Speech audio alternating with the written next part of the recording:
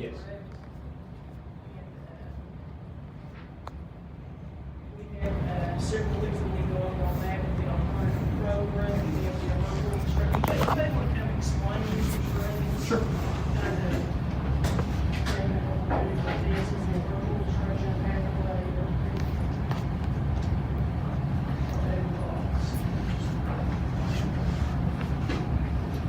Thank you, sir.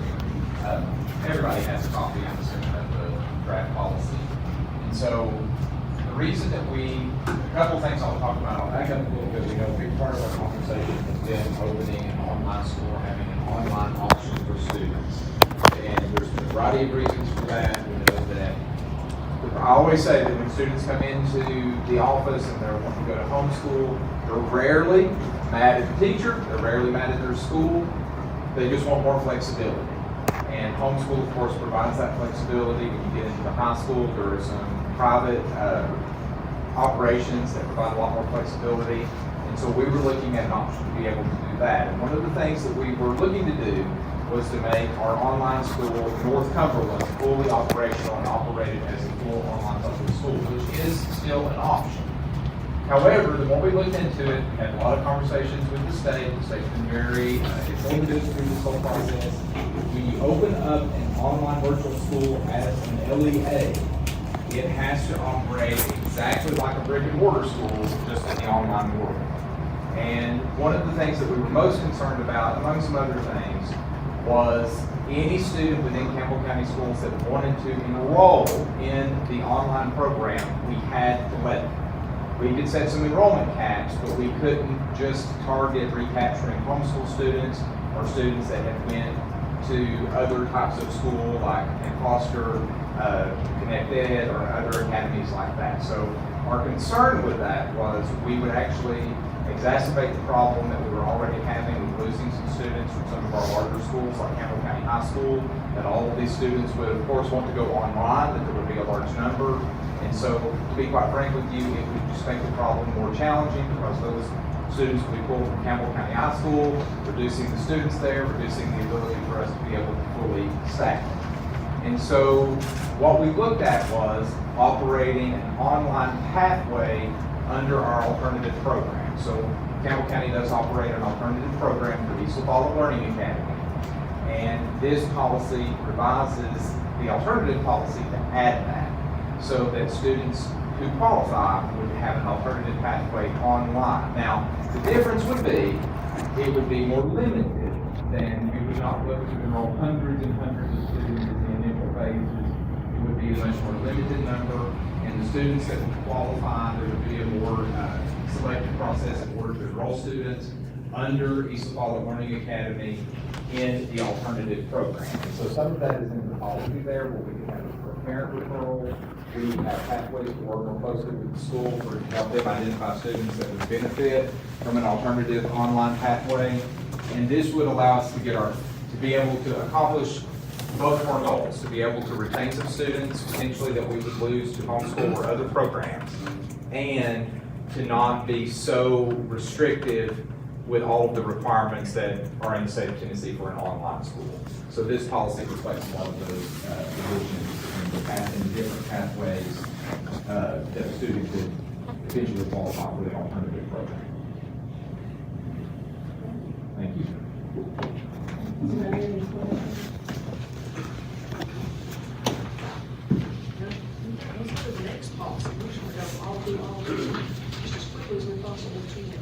Next one is the school board meetings. The only thing that I saw on this one, we need to set a time. We do have a time, ma'am. It's 5:30. The board, it's what I thought is it wasn't in the policy, that we kind of was, so, do we want to keep it at 5:30? I agree. I'll tell you, we've done meetings since I've been on the board at 5, 5:30, 6. I do think for the public and for transparency, we need a set time, because I can't tell you how many times we're leaving and somebody's walked in and said, I thought it was at 6 o'clock, or I was here waiting for an hour. So I think we should keep it at 5:30. Oh, yeah, I think so too. So, just put that at 5:30. Next one. Vote on all these together. Yeah, I think so, because it didn't take forever for you to vote for one, each individually. Agendas, this was good. So, there's really no changes there. We have to insert amount of time. It's in the old one, the Okay. times and everything, so we'll get on that, so, we'll get on that. On the bills and appearances before the board, this one was good, we had all the time set, everything's good on it. Charter school renewal, this is a brand new policy, sent down from TSBA. So, next one is fiscal management goals. They redid this whole policy, so, and that was sent in its,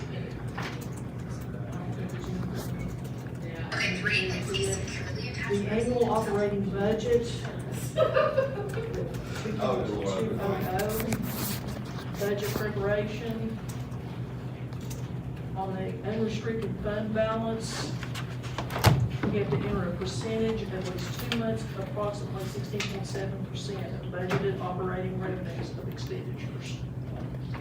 So we'll have to put the percentage in there. I reviewed this, and I think if the finance director is comfortable with 16.7, That's what we'll. that's what I think we should, as long as he's comfortable with it.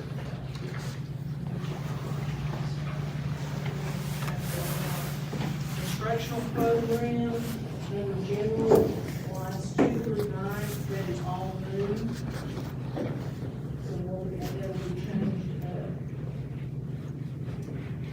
policies, family life education.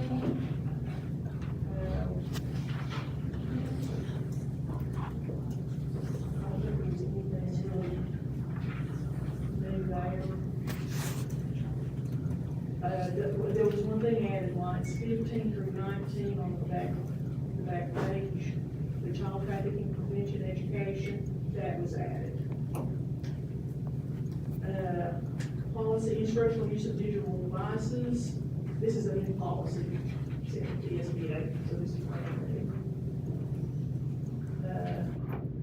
Extracurricular activities, the next one's lines 23 through 25, that is new.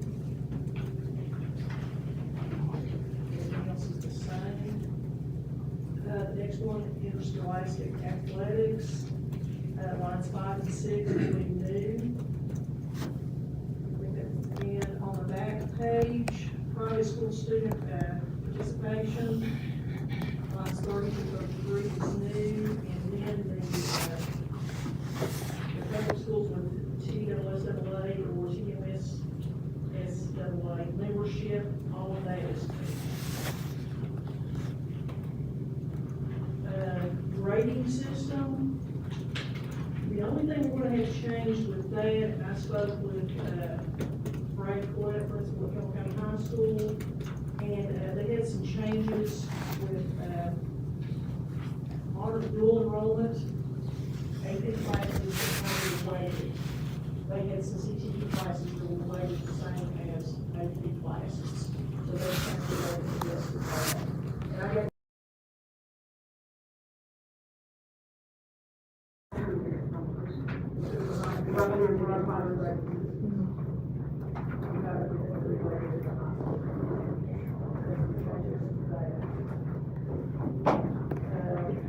Ms. Wheeler, there's still, the AP courses are still gonna be weighted more than the dual Yes, enrollment? yes, yes, they are.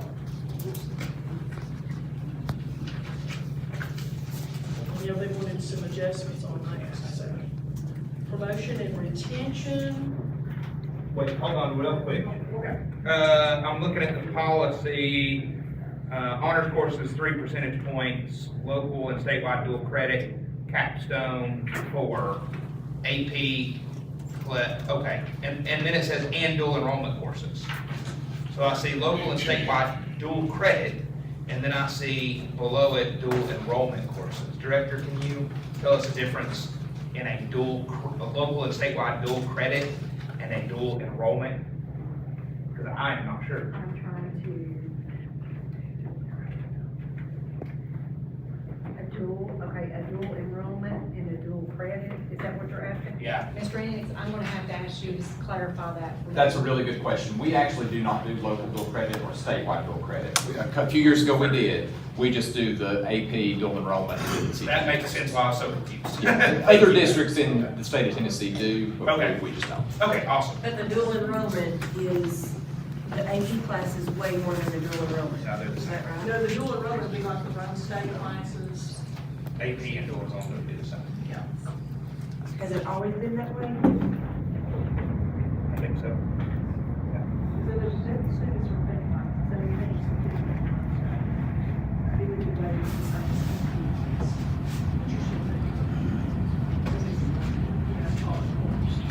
Okay, okay.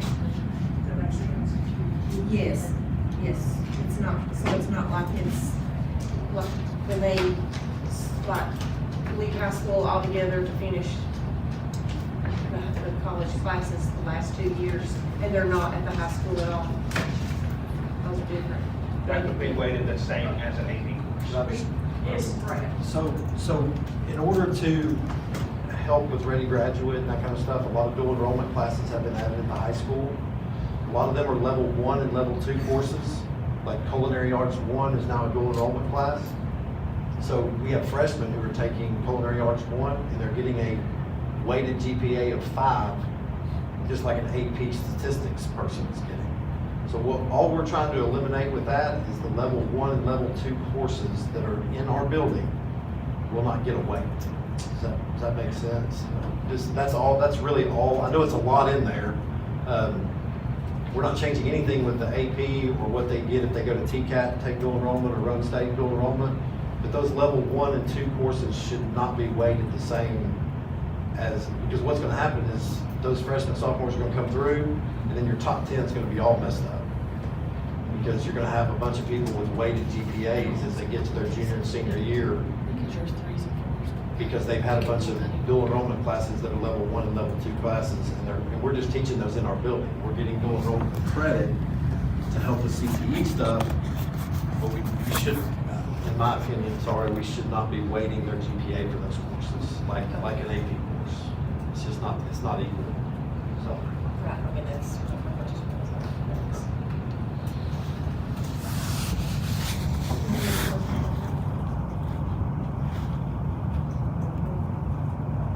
Next one is a promotion and retention. I think it were just minor changes with that.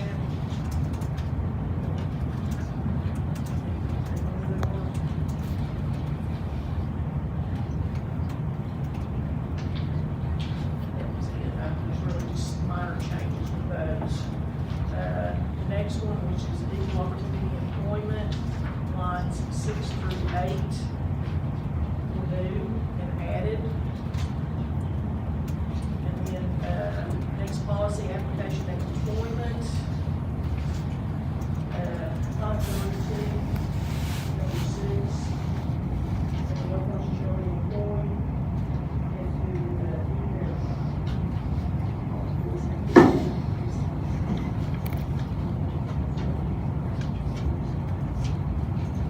the next one, separation practices between the teachers. Allegation requiring temporary removal from duty, lines 1 through 12 is all new in TSB Act. For that, they do have practices. There's one change on that one.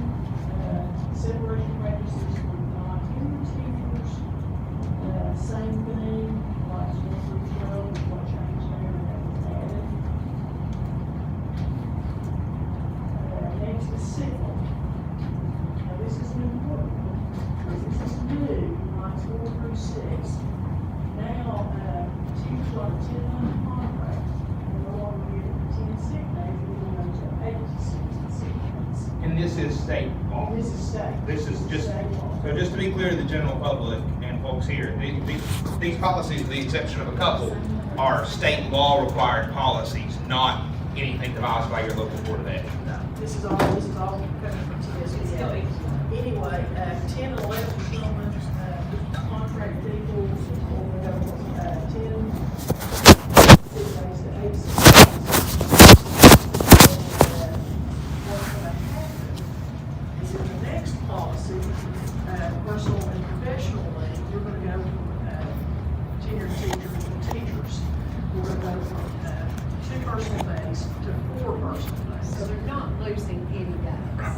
No days lost, you're still getting those 12 days, which is from the 8 sick days and 4 personal days. And this is from the state. But that will theoretically change how they can bank them though, correct? Now, they'll revert back to They after the revert year. back to 6 days. Okay. Like, take for instance, I don't use my 4 personal days, they turn to sick days. It gives teachers, it gives certified people a little more flexibility with those days, so that they're, you know, Yes. Let's be honest, it puts you in a position where if you're an educator and you need a day off, you don't have to fib about being sick. Exactly. That's- Which is You can good. say, hey, I'm taking a mental health day and I'm gonna go to the mall. That takes care of those two. Staff rights and responsibilities. On the second page, number 3 is new. That has been added.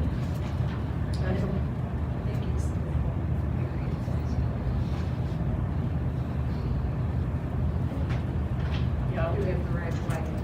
Give him graduated from taught and then he immediately proceeded 12 months. Yes, that was a big yes. Complaints and grievances, line 17 was new, is the Age Discrimination Employment Act. That was added. Director of Schools, recruitment and selection, lines 11 through 27. It's all new, job description, timeline, all of this is new, process of the director of schools. Next one, student goals, lines 4 through 6 was added. Homeschools, lines 18 through 20, that includes new.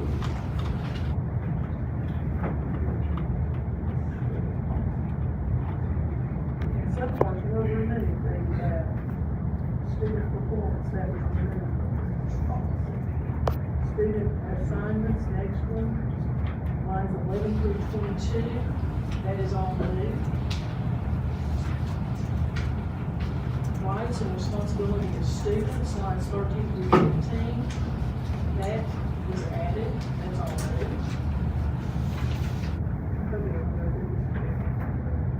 Questioning students and searches.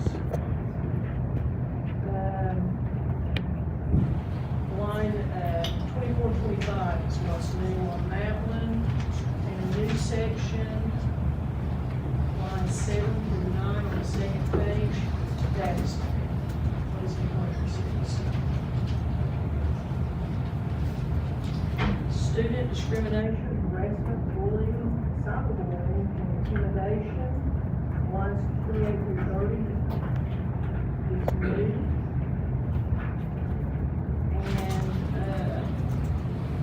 Page 3 of this policy.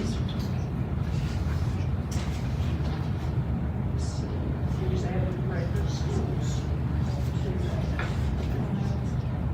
And then on Title IX and sexual harassment, 3 through 5, that is new. And of course, we'll be changing our I'm assuming our Title IX coordinator will be Melissa.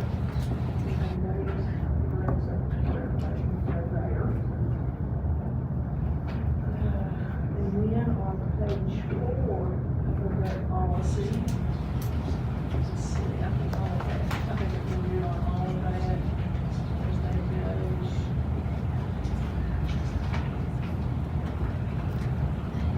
Any other changes there? Interference, disruption to school activities, classroom evacuation,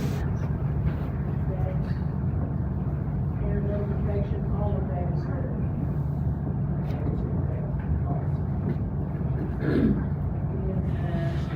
Admission of suspended or expelled students, student readmission for districts, lines 1 through 4, that is all new. Outside of applied behavior analysis therapy, this is a new policy.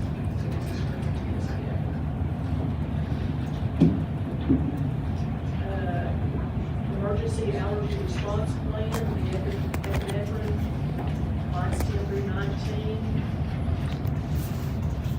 That's all that. And then students for military families, lines 9 through 13, that is new. And remaining in the district, lines 21 through 25, all of that is new. And that's it. Madam Chair. So the state did a lot of changes. Yes, sir. Policy 1.404 on appearances before the board. The state law changed on that this year. The governor then signed it. I'd like for you all to put that in there to approve TSBA's model policy. It basically says that any member of the public can comment on any item that's germane to the district. They no longer have to be toward the agenda only. Okay, so that's on 1.404. 04. Yeah. And then on the school board meeting time, it's at 5:30 PM for all 12 months. Yes. Thank you. Madam Chair, I'd like to make a motion that we approve all that's presented. Okay, Johnson. Motion, do I have a second?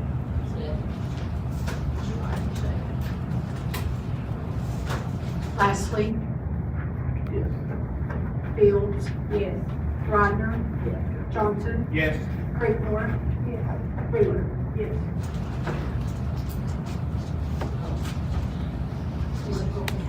Yes, it has. This will go full, that's the next meeting. At the next meeting, yes. Motion to adjourn?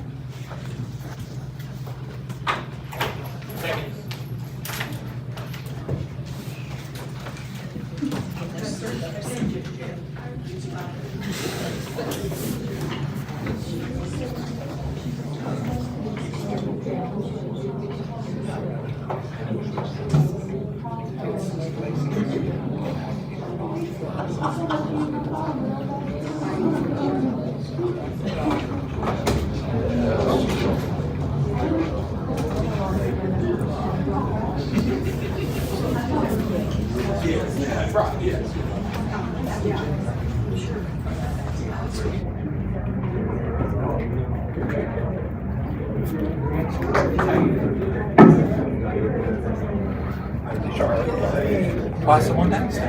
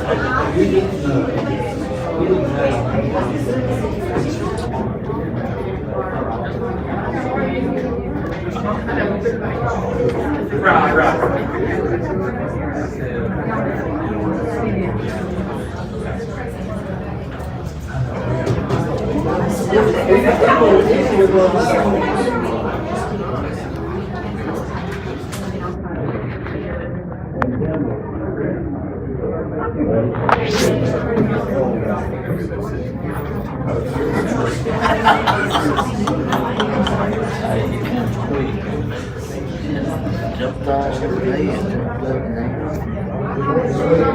I'm getting better. I told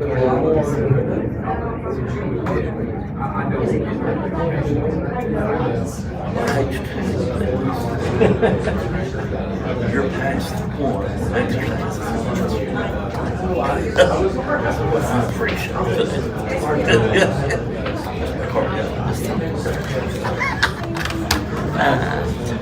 Truth. Yeah. That's some trick. Yeah. Oh, what's going on? Long time no see.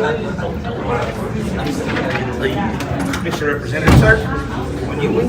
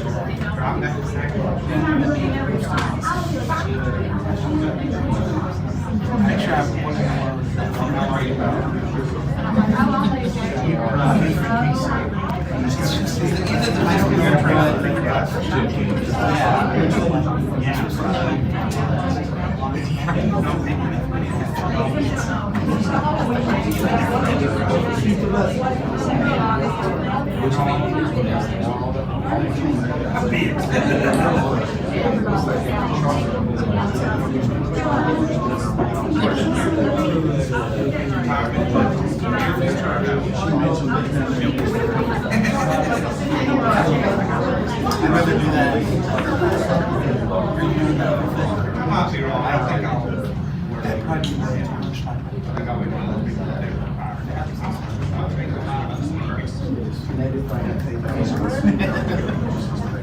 Janice Jones.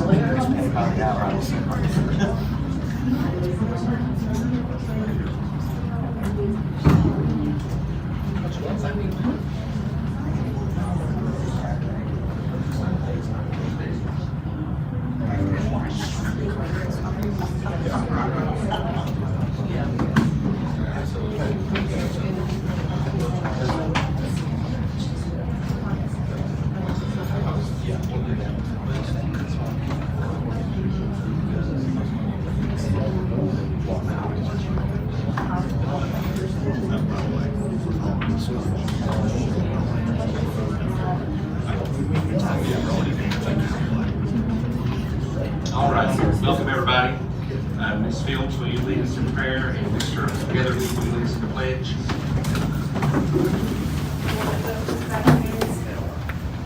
Dear Heavenly Father, we thank you, Lord, for this day that you've blessed us with.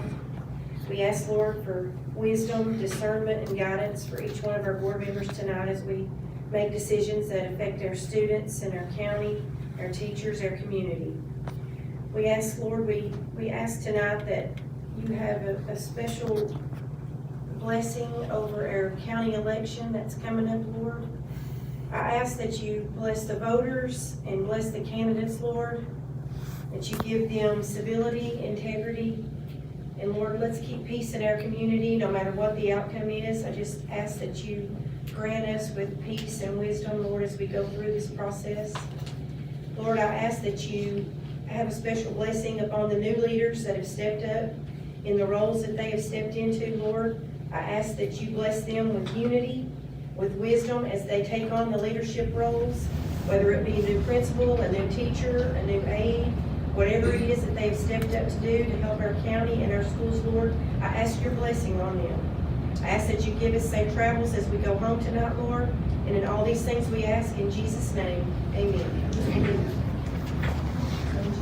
Pledge allegiance to the flag of the United States of America and to the republic for which it stands, one nation, under God, indivisible, with liberty and justice for all. Thank you. Ms. Marks, will you call the roll? Creedmoor. Here. Cummins. Here.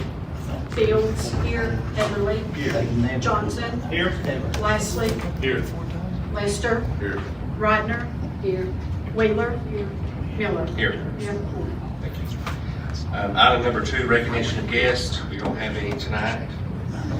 Number 3, public comment. Does anybody in the audience wish to speak to the board? Ms. Gaylor? You have 3 minutes. Would you like me to use the microphone?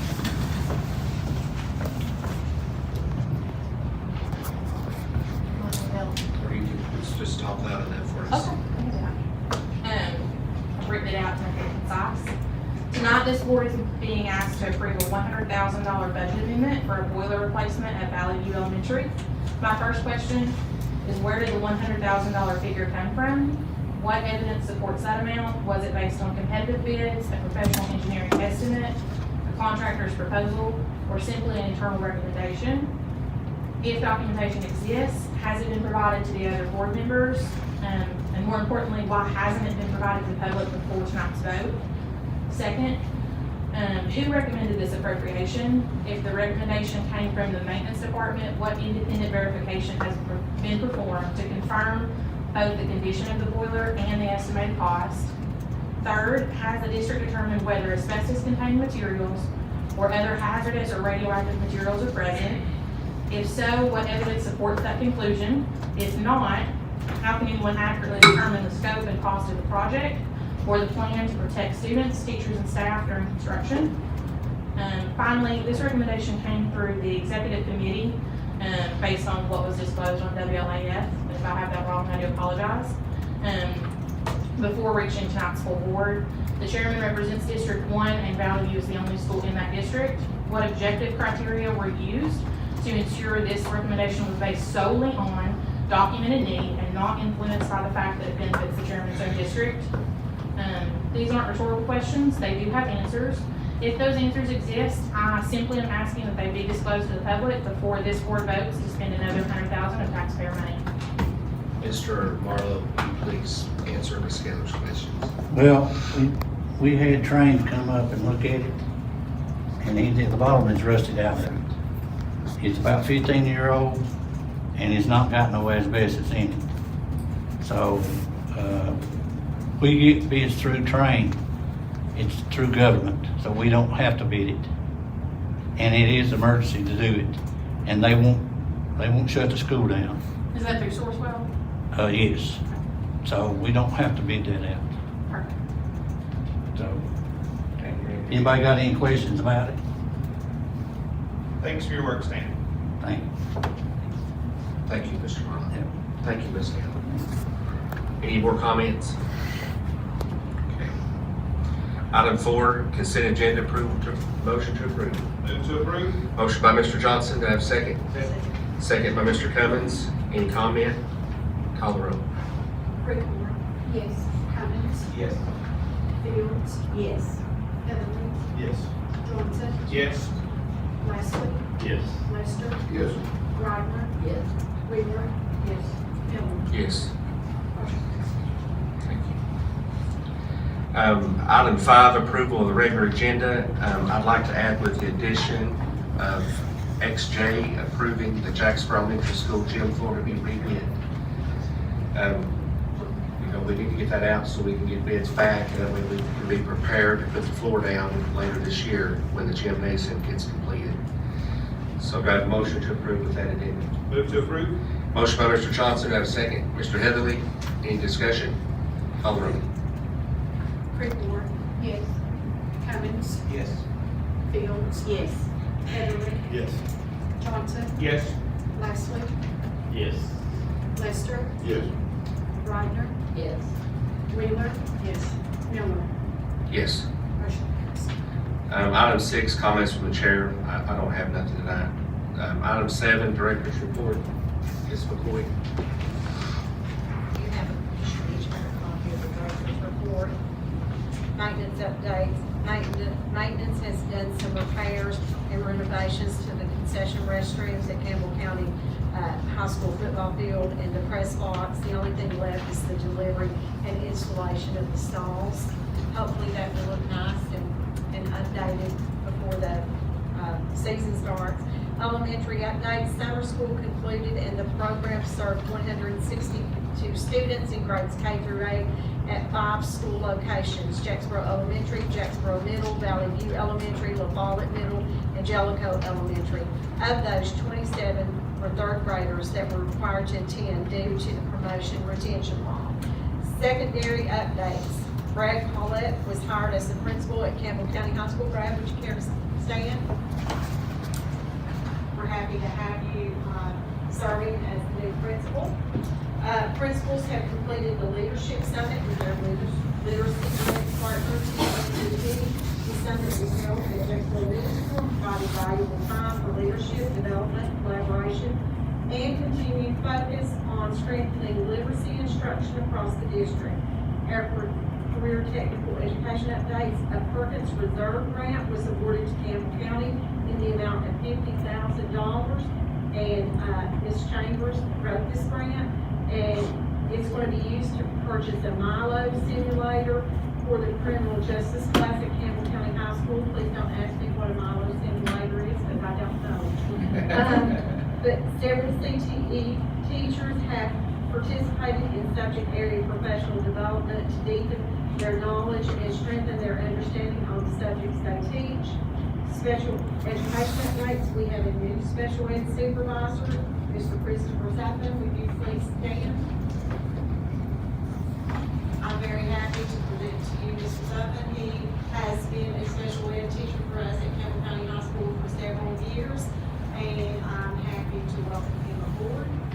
very happy, because I was doing both roles for a couple of months, so he was welcome probably more than anyone. Transportation during this summer school, 14 bus routes were provided to transport students participating in the summer program, ensuring they had access to instructional opportunities. In our tech department, they are already scheduling for the 26-27 school year, and the majority of the students' schedules are now complete. Technology technicians are imaging laptops to ensure devices are ready for students and staff before the start of the school year. All E-rate projects for the 26-27 school year have been approved for funding. Implementation of the district's advanced firewall is underway and is on schedule to be completed before the start of the school year. The technology department will begin implementing a more advanced content filtering solution to further enhance network security and student safety. As far as safety, schools are completing their annual school security assessment that are due to Homeland Security. Schools have submitted their annual fire and safety drill logs to be submitted to the state DE plan, and schools are completing the annual revision of their emergency operation plan to be submitted to the state DE plan. In pre-K, we have 10 pre-K staff members will attend the state bridge conference in Chattanooga next week from June 16th through the 18th.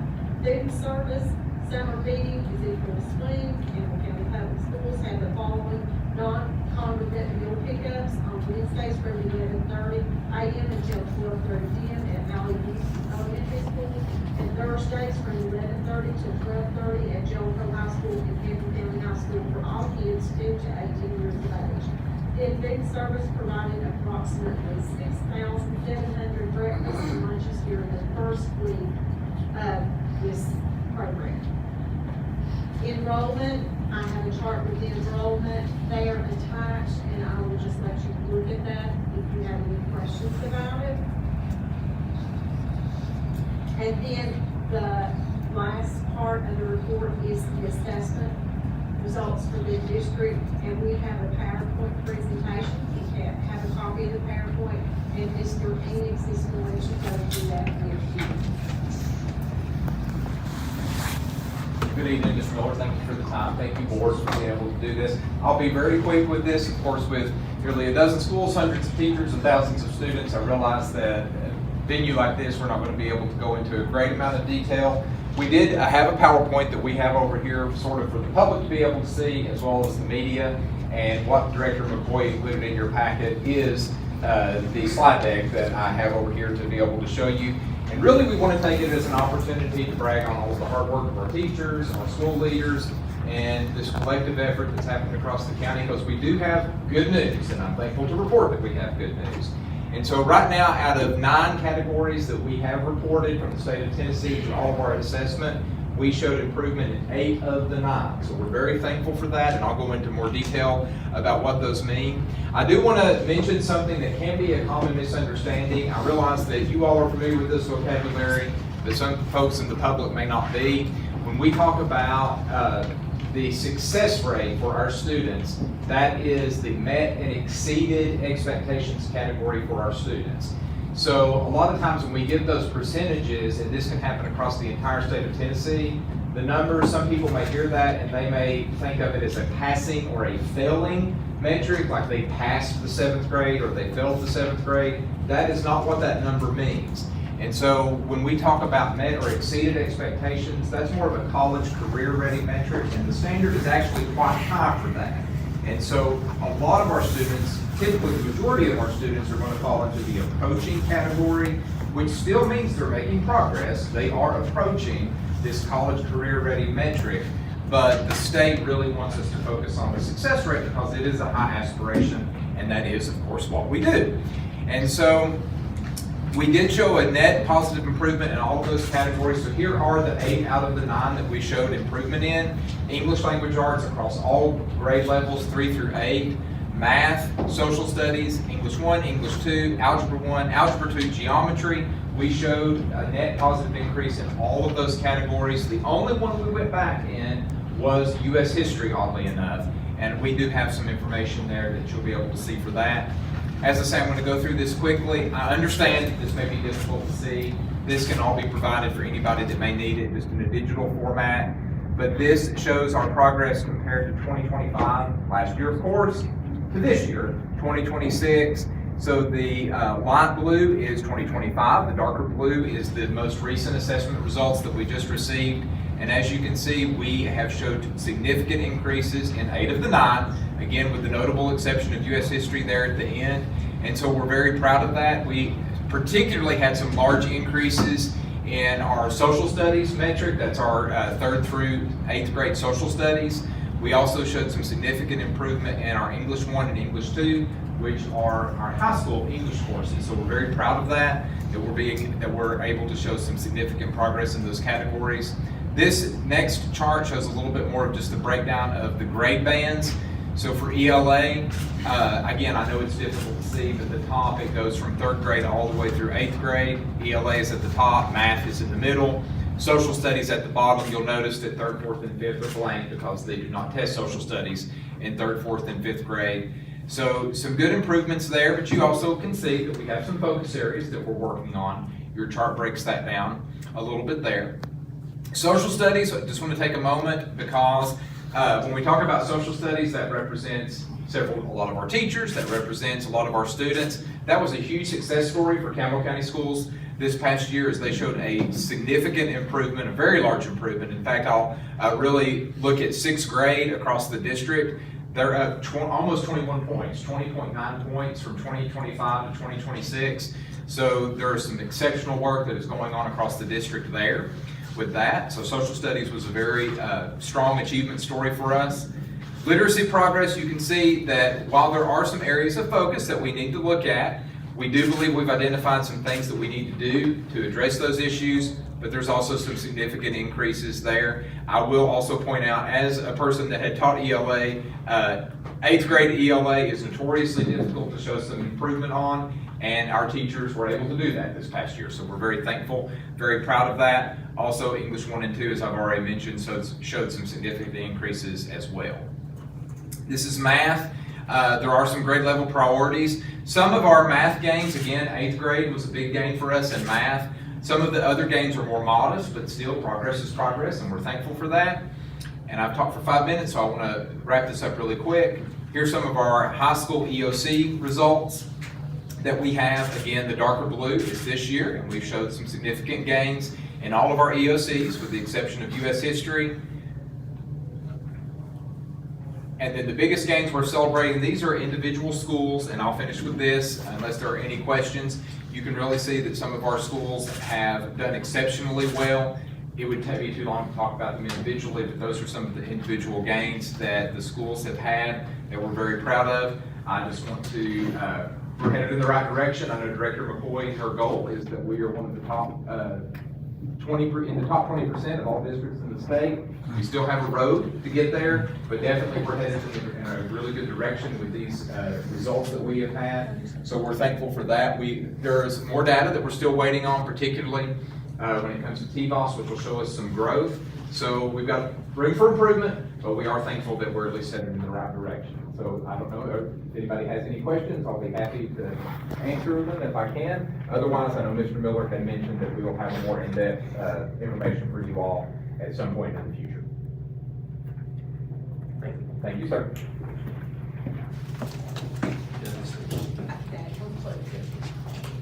Item 8, Ms. Fields.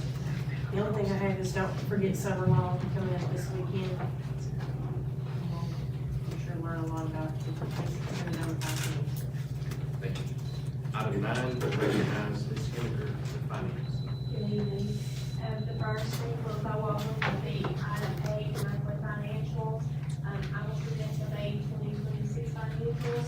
The 141 school fund, cash with the trustee is $15,442,000.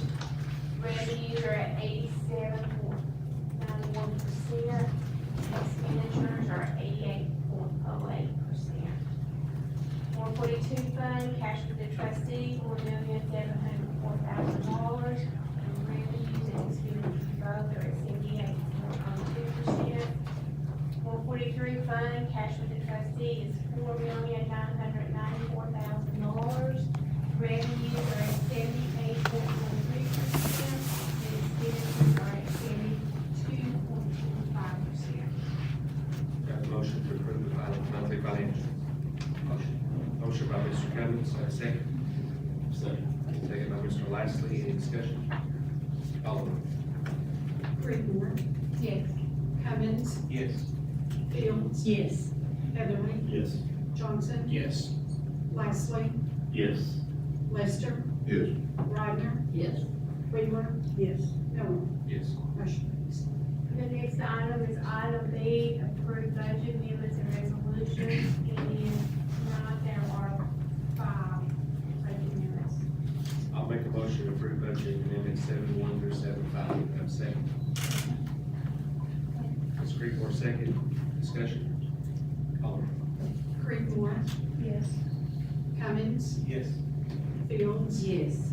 Heatherly. Yes. Johnson. Yes. Lastly. Yes. Lester. Yes. Rodner. Yes. Wheeler. Yes. Miller. Yes. Motion passes. That's all I have tonight. Thank you, Ms. Thank you. Item T, Do we not need to put out? it is through J. Okay, sorry. Approve X A through J. Item 10, items for action, does any member wish to take any separate? I'll make a motion to approve 10, X A through J. Second. Second by Mr. Johnson, any discussion? Call. Creedmoor. Yes. Cummins. Yes. Fields. Yes. Heatherly. Yes. Johnson. Yes. Lastly. Yes. Lester. Yes. Rodner. Yes. Wheeler. Yes. Miller. Yes. Motion passed. Item 11, items for discussion, nothing. Item 12, Mr. Campbell had a home emergency today and couldn't be here tonight. Item 13, Ms. McCoy, your plans for a student rep.